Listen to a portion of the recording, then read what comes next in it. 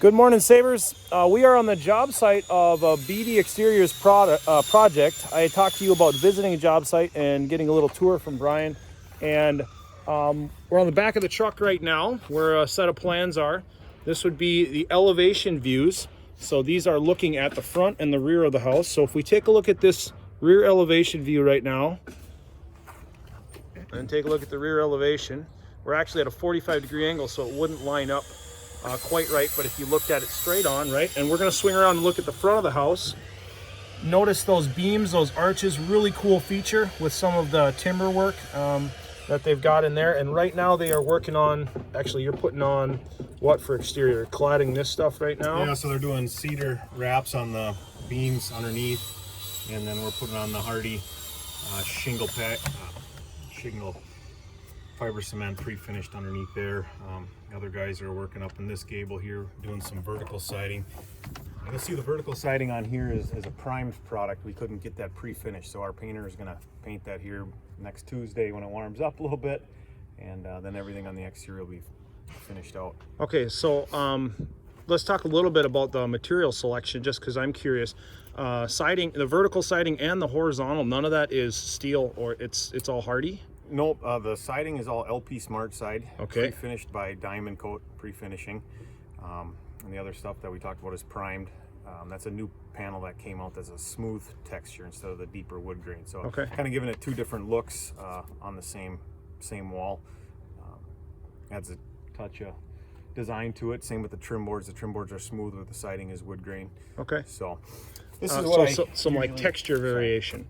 This is what I usually hang in the trailer for the guys when we get on a job like this. So they did a color rendering on this side, which is nicer than the black and white there. So I make notations on colors and what the product is. We've got some freeze boards, different trim boards. So labeled all of them for the guys. That way they have the parts and pieces on the site. They can put it together. So aluminum soffit and fascia. That's really the only thing that's metal. And so long term, you don't worry about that? I mean, you would have to repaint potentially, or it comes with a 30-year paint warranty. So it's a long time. It is, but let's be honest, it's going to be 20 years or so. Yeah. Somebody gives you a warranty, you can pretty much take 2/3 of it, and that's okay, realistic in Minnesota. So okay. And I'm fine with that. You know, in 20 years, I'm going to either want to change a color or freshen things up and make it look new again. So. Yeah. So spoiler alert: this is actually Brian's house. He was down south of town and moved the shop, which we saw, up to the southwest corner, and is building a house close to that. So we talked about, do we let people know that this is your place? But honestly, it's hard to not, because you had to make these decisions as a homeowner, like what colors do I want, what siding material do I want. But you do this every day as a contractor, selling people on, well, this is your trade-off, Yeah. Cost-wise, it's less expensive, I would guess, or not? No, steel is going to be more expensive. Than Steel is, LP yeah, so Smart this Side. option is less expensive, what you put on. No, steel is more expensive than LP Smart Side. Okay, all right. Just because you can do so many different things with the trim boards and the bulkier look with the LP Smart Side, and that adds some cost to it. Sure. And the labor takes a little bit longer. Okay. But, we do it every day, picking out colors for people, but it's different when it's your own house. You put a lot more pressure on yourself. And it took us a while, but I like the way it's turning out. Yeah.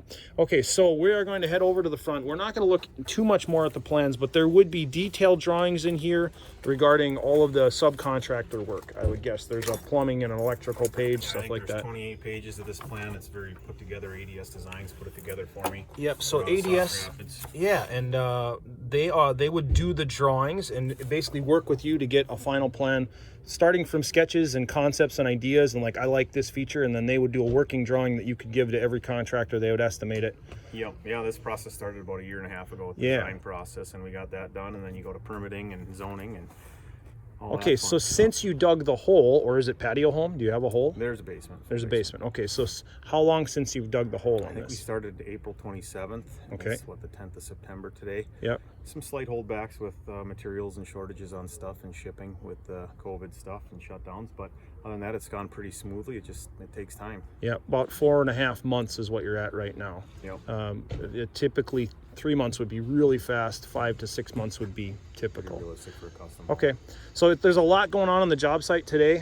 So it'll be loud when we walk around there, but you can maybe talk us through who's here and who's finishing up what. How long do you think you've got before you will be closed on it? October 1st, I think we'll be closed in and being able to move in. So Okay. Maleska Custom Builders is the general that I hired. He took care of his guys as we go around the front are doing the cedar beams, and they did the framing. Okay. A lot of his subcontractors are here today with tile guys are here. The painters are here working on interior stuff, which we can go and check out.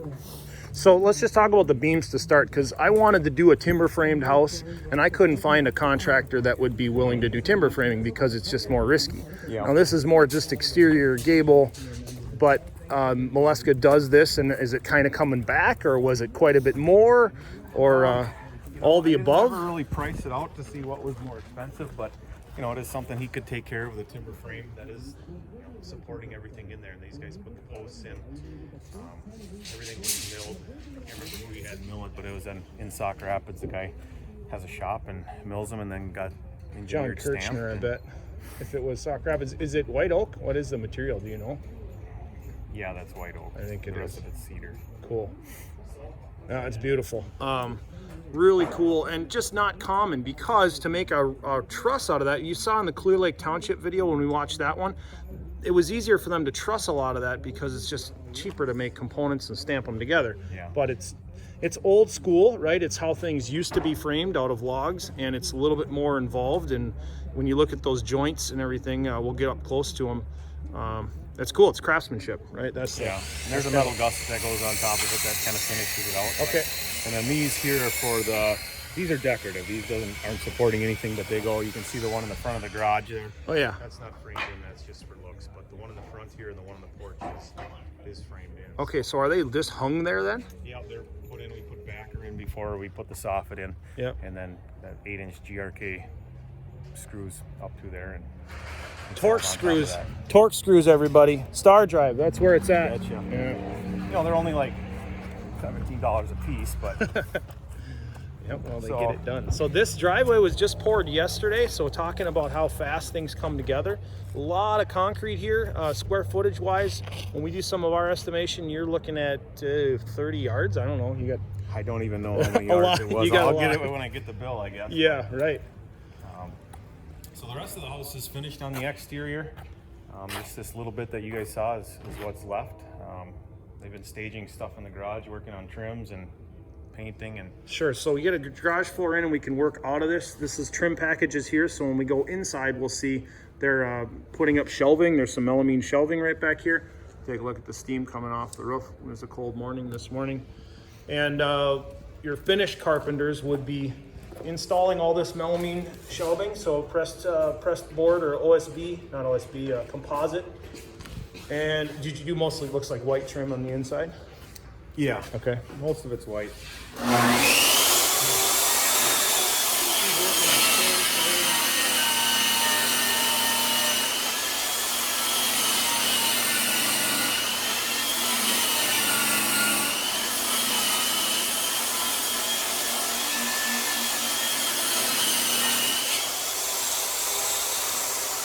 So we look at the setup here of kind of a mini workstation, right? We've got chop saws that are specific.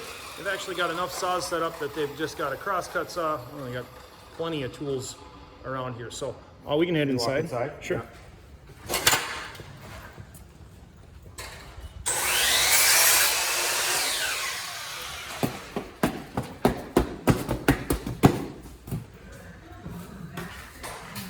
So painters are working on puttying all the trim today. The main floor is in. Here, look out, you'll be coming through there. Gonna do a good job protecting that, obviously.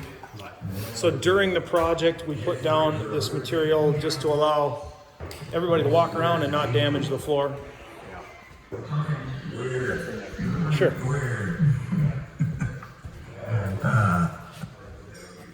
Okay, we got a good looking kid. so we carried that kind of timber look into the front or into the inside. We got the big timber beams there, and then you see those posts there. We're gonna have another beam, kind of separating the dining room with the arches and the stone pillars. Yeah. So interior stonework. When we talk about structurally, there's a beam above here that's holding this. It wouldn't appear that it could span that, but it doesn't need the post. It's just going to be decorative. Yeah. Create a little space separation between our kitchen and our living room. but you did the same floor treatment throughout. Okay. And the island is back ordered due to lumber shortages, but we got the rest of the granite was in the other day. Plumbers will be coming in Monday, hooking all the plumbing up. Cabinet guys have a little bit more work to do, and it's just finishing putting the trim on everything. So Yeah. Okay, so really it's a busy time during the process when we've got a lot of contractors in at one time, but that's typically how it goes at the end. You're usually in towards the second third of the project, not necessarily the end usually, but how close do you get to? You're usually out of there before, or by the time normally it's the closed up. siding is done on a new construction before this point. It's just been busy. We have to catch up, but these last couple of weeks, it's amazing what gets done in a day when you've got 4 different contractors here. It's fun taking a walk through every night. Yeah. Plumbers are here, the trim guys are here.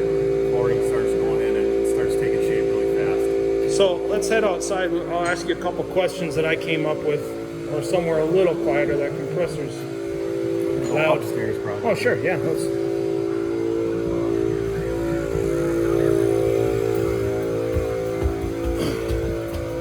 We talked about technology in the first couple days of the class, so really starting broad and defining it. Technology being tools, materials, and processes that extend the human ability. So when you talk about tools and processes, or think about this, how much has technology helped you be faster on the job site? Like how much in the last 10 years? Or is it pretty much like, well, it pretty much takes the same amount of time when it comes to tool advancements, or, you're looking at like that lift, you got tires that help, there's a little advancements, but has it changed a lot of how you've done siding since you started? A little bit. The products have advanced in themselves where they, like their LP Smart Side has a nailing fin on the back that holds it at the right exposure. Tools, you're running a lot of battery tools. That saves a lot of time. You're not dragging cords around. You're not worrying about frayed ends on cords for OSHA. Yeah. We use a ton of battery stuff. DeWalt is what we kind of invested in, and once you're invested in it, it's hard to change. Lifts have been a big part of it. We're using a lot more lifts than we did 10, 15 years ago, just for safety, and manpower is expensive, and if you can eliminate some extra labor hours on the job by buying a lift and then having that investment you can use on different projects, makes a big difference too. Yeah. So we've got 3 different lifts, 2 telehandlers, and a 60-foot Genie man lift.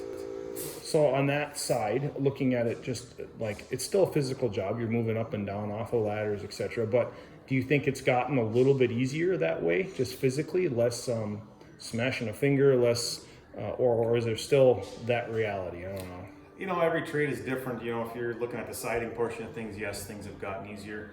Roofing, the other trade that we do day in and day out, that has gotten easier with lifts and booms, but it's still a very physical job, and you got to be ready for that. But Yeah. It is getting better. We're working smarter, not harder all the time, and using the right equipment, like you said, whether it's pump holes or lifts. Okay, so just looking a little bit at this is beautiful cabinetry. That's cool. So is that how do they do that? All their circle cut. Circle cut. So this is a rough, basically a rough sawn and then sanded, but it's actually an alder is what we're getting the characteristic out of here. Pinholes are from actual bugs, aren't they? Yep. Yeah, that's what we're kind of back ordered on the rest of it. That's just kind of used as our accent piece of furniture, I guess. There's not a lot of it, but it's in the right spots to make it pop out and stand out. So Really cool. You went bold. That's good. yeah. Yeah. My wife did a lot of it. I can't take a lot of credit, but Okay, I got another question for you, and maybe we ask this one outside. Or is there anything else you would highlight inside? Big house. How many square feet? the house is just under 6,000 square feet. 6,000. So We got a big bonus room above the garage. We got some kind of cheaper square footage areas. We got a big basement underneath the kitchen. Normally that would be a crawl space. We decided to dig it out fully just because it's almost the same amount of money, Yeah. and then you have all that square footage that, we have a spare We're gonna bedroom do down something there and anyway. some storage. And, is the bonus room up this way? yep. We take a look Right at up that. the garage there. The reason I want to look at the bonus room is I'm a big advocate of these. If you're going to do a truss system, you might as well put a hollow cavity in the center of the truss for a little bit more money, and you gain all of this space. So these truss members underneath here, in our advanced classes, we'll talk about those top and bottom cords. They're thicker, they're deeper cords underneath the subfloor, and so they can hold this load or this big opening, but you gain probably a 14-foot room This is 16 foot 16 foot wide by whatever this is, 30 feet. You've got an entire room that normally would just be the area that we are in above the garage right now. So, and it's not it's more money to get the trussing and obviously finish out the room, but it's a great way to add some space to your place.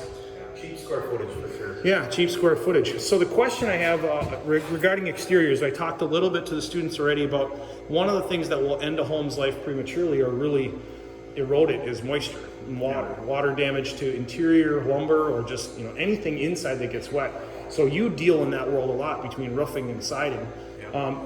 I guess if we looked at the outside, can you point out areas where it's common to see problems? Maybe anything from a valley in a hole and on a roof to just siding wise, how you seal things up to make sure water's not getting in. You want to go look at that or just talking about it? No, we can go look at it. Yeah. When we were looking at, we're talking about interior versus exterior material selection a little bit, just them getting to recognize exterior plywood and exterior lumber versus just regular Douglas fir board. It's a little bit confusing to look at this white oak because this white oak actually naturally deters erosion from moisture. It's kind of like cedar if you treat it, okay? But everything else, if you just frame something and don't cover it, it's gonna rot really quickly. So I guess areas of concern when you look at this from a sider and roofer's perspective, you've got a valley back here. And there's a big saddle up in there. It's a lower pitch. It's a 12-12 pitch that goes to about a 3-12 pitch in there. So we have high temperature ice and water shield all through that area. And then I actually put a heated valley mat, which is a wow, you went all out. Yeah, I knew it was going to be a problem spot. So we wired that in. The electricians put that on a switch so I can turn that on in the winter to help with ice dams. If it ever starts piling up, I can turn that on. So let's back up, maybe I can see that. So he literally put a heated mat on his roof so that he could melt off that area, because that area right there is a very low pitch. And we don't talk about pitch and slope until construction too, but it's pretty flat. So water would tend to, or could dam up there. Ice could dam up there, actually. Yeah, you gotta look at that roof line. It'll just kind of fill in with snow. You get the right blowing snow that could fill in 6, 8, 10 feet tall. Yep. In that area. The other thing, if you look at the bottom, see how that corner runs down, and then below it is a board that's painted to match the siding. So that's a PVC skirt board, it's called. So LP Smart Side or fiber cement, all these products aren't meant to be installed right to grade, and that's why they fail prematurely, because they're not installed right. So they make this PVC skirt board so we can put dirt, concrete, anything up to here. This isn't going to rot. This is going to be here forever. It's plastic, and then our siding starts up here. So my landscaping will probably come into here, and you want to make sure you're keeping your wood siding 2 inches off of. Okay, so, and maybe I can explain that or just emphasize that. Like a car that's sitting out in the weeds, right, a collector car tends to rust from the bottom up because those weeds are always touching it with that moisture. So you're saying the same thing here. You don't want your siding to ever be contacted with that everyday morning moisture from landscaping, Right. whatever. It can just wick it up from the ground up.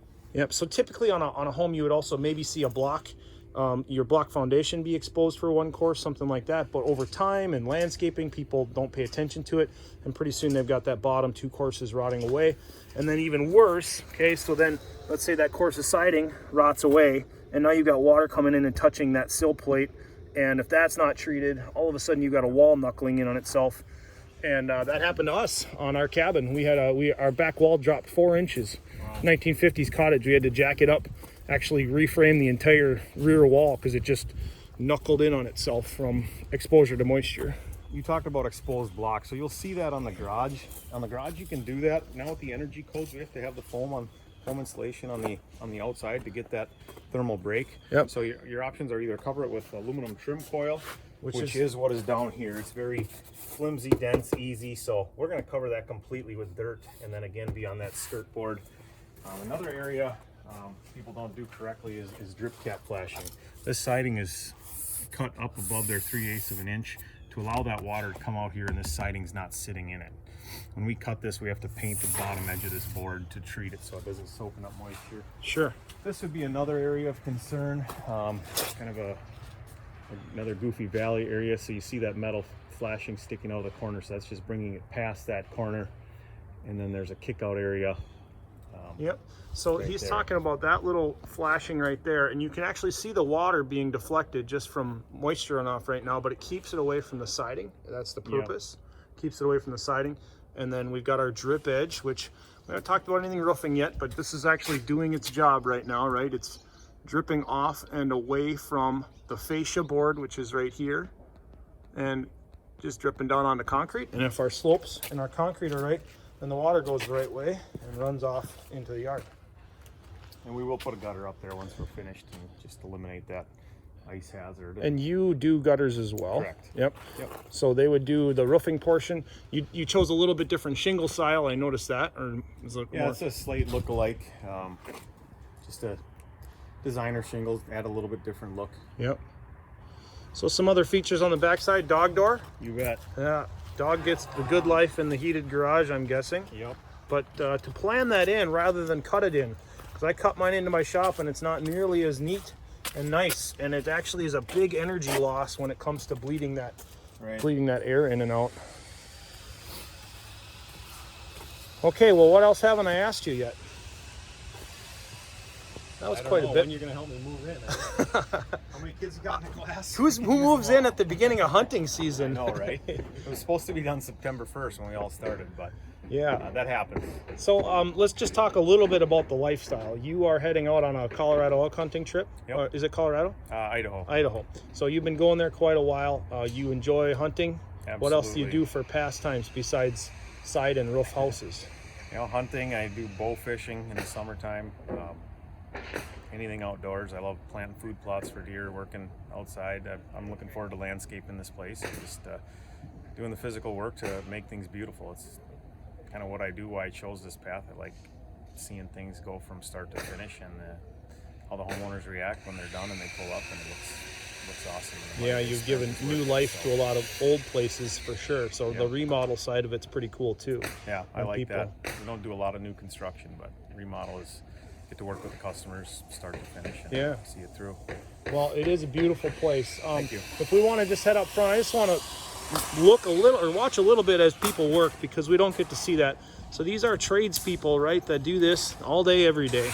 And just looking at the pace, pay no attention to the lack of safety glasses. That's their choice. For yourself, like, you have jobs, you do a lot of residential, but do you have commercial jobs where there are standards, hard hat standards, etc.? We do, yeah. There are more commercial jobs where you got to be wearing safety equipment. Everything more from prevalent. pants, like you can't wear shorts, to safety glasses. Yeah. But typically, day in, day out, these guys are squinting when they're cutting and know, getting away with it. They've got safety glasses that are an option to them. I don't enforce it probably as much as I should have. You know, these guys are carpenters. They're self-employed. They choose to wear it or not. So, Yeah. That's what you get accustomed to, I guess. Okay. Should you Well, wear it? Yeah. I'll sneak. And so the BD guys are doing exterior right now. You said they were cladding this. And then you've got, this is the carpenters from Alaska Yeah. that are doing the wrapping of the beams and stuff? Yeah. Okay. They do, you know, the framing, the roof sheeting, trim carpenter, everything. They're here start to finish. So very talented. Do a great job. Fun to work with.